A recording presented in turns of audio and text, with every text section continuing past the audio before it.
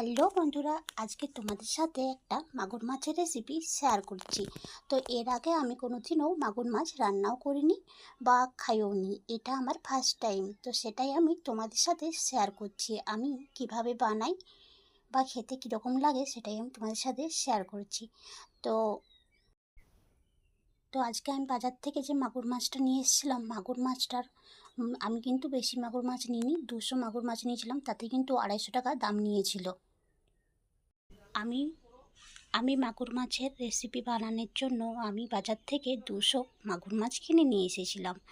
তো আমি মাগুর মাছের দাম 200 মাগুর মাছের দাম নিয়েছিল 250 টাকা।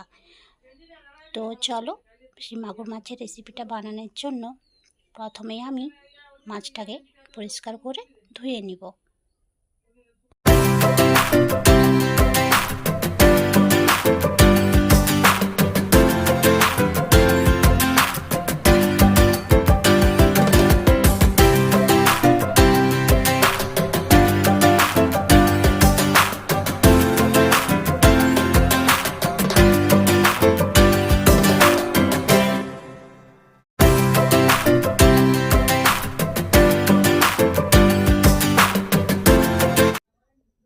টমেটো দিয়ে ঝাল, তো তার জন্য আমি কিন্তু পরিষ্কার করে মাছগুলো আগে জল পাল্টায় ধুয়ে নেব।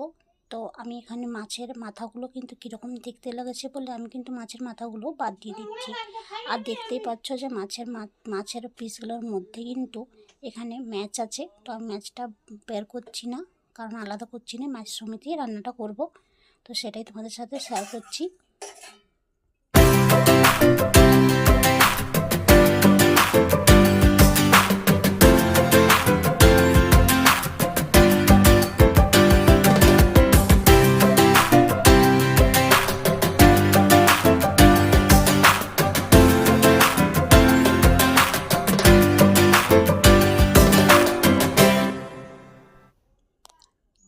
আমি কিন্তু মাগুর মাছটাকে পরিষ্কার করে ধুয়ে নিয়েছি। এরপর কিন্তু আমি মাছ সমেত নুন আর হলুদ ভালো করে মাখিয়ে নিচ্ছি।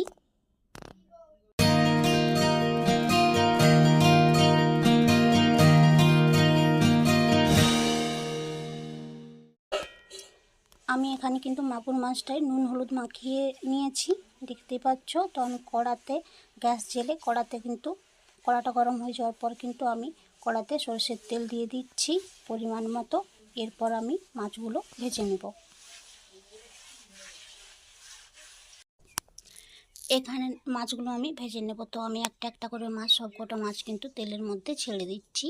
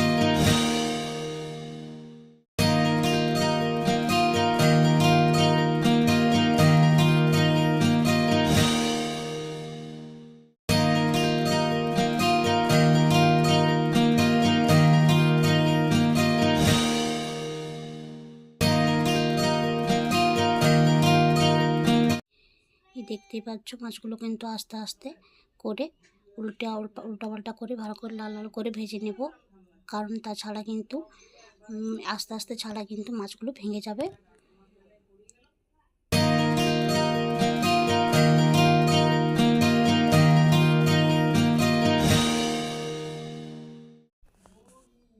মাছগুলো ভাজা হয়ে গেছে, এরপর আমি মাছগুলো কেড়ে রেখে দিচ্ছি। তো কড়াতে আমি তেল দিয়ে দিচ্ছি, 5 ফোড়ন আর টমেটো কাঁচা লঙ্কা দিয়ে দিয়েছি। এরপর অল্প সামান্য লবণ, যাতে টমেটোটা তাড়াতাড়ি সিদ্ধ হয়ে যায় তার জন্য। আর এখানে আমি একটা পেস্ট করে রেখেছিলাম, আদা জিরা লঙ্কা আর সরষে বাটা হলুদ গুঁড়ো দিয়ে একটা পেস্ট করে রেখেছিলাম, পেস্টটা দিয়ে দিয়েছি। এরপর ভালো করে নাড়াচাড়া করে মাছটা কিছুক্ষণ ধরে মশলাটাকে কষিয়ে নেব, কম কম জল দিয়ে দিয়ে। তাছাড়া কিন্তু সরষের আর মশলার যে একটা রাগ থাকে সেটা কিন্তু থেকে যাবে, তার জন্য আমাকে কম কম জল ক্ষয় কিন্তু আমি বেশ কিছুক্ষণ সময় নিয়ে হালকা আঁচে মশলাটাকে কষাতে থাকবো। তো যতক্ষণ না তেল ছাড়ছে ততক্ষণ অবধি। তো তেল দেখতে পাচ্ছ যে লাল লাল হয়ে কিন্তু তেল ছেড়ে দিয়েছে। আমি কিন্তু জল দিয়ে দিয়েছি, মশলাটা ফুটছে। একটু বেশিক্ষণ ফুটে যাওয়ার পর কিন্তু আমি আর এই যে সাইডে কিন্তু আমি মাছগুলো ভাজাগুলো তুলে রেখেছি। এখানে আমি মাছের যে রসটা সেটা কিন্তু ফুটে গেছে। এরপর আমি মাছের ঝোলটার সাথে আমি এক এক করে মাছগুলো আমার যেমন পরিমাণ মতো লাগবে সেরকম কিন্তু আমি দিয়ে দিয়েছি। আমি এখানে 3 পিস দিয়েছি। তো তোমাদের যাদের যেমন লাগবে তারা কিন্তু তেমন দিয়ে দেবে। তো এই দেখো কত সুন্দর ফুটছে, তো একটা ভালো সেন্ট বের হয়েছিল।